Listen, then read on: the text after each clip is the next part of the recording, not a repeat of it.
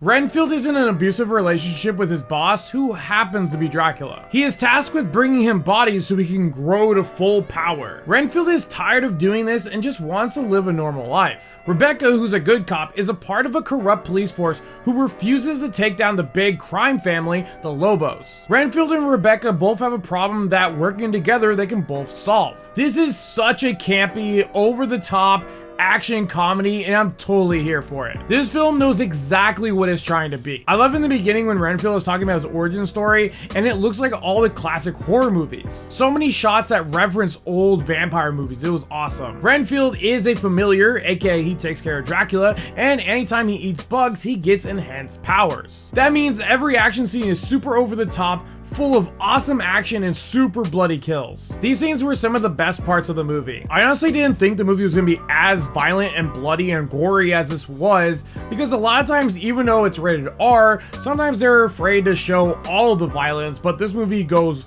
very deep in the blood and the gore, and it's just awesome. The comedy in this was really funny as well. I laughed quite a bit, and I'm really glad not all of the funny bits were in the trailers. There are a lot of scenes that weren't in there that were really funny. Nicolas Cage is a wonderfully campy version of Dracula. I loved every scene that he was in. He was really just a lot of fun. Also, the VFX makeup that was on him throughout the movie when he's like changing is really good in this. Nicholas Hoult, as always, is really good.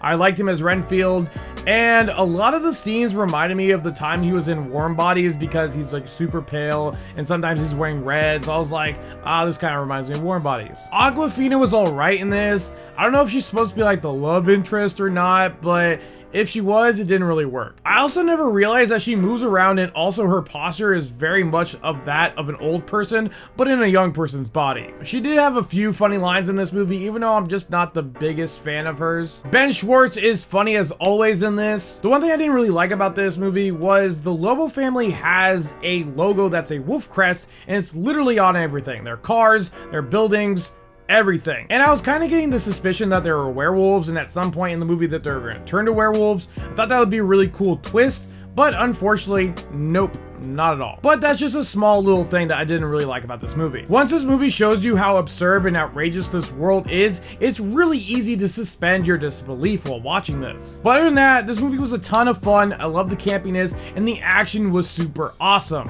This is why I give Renfield a solid 8 out of 10. If you guys like this review, hit that like button. If you guys want to see more, hit that follow button. And as always, thanks for watching.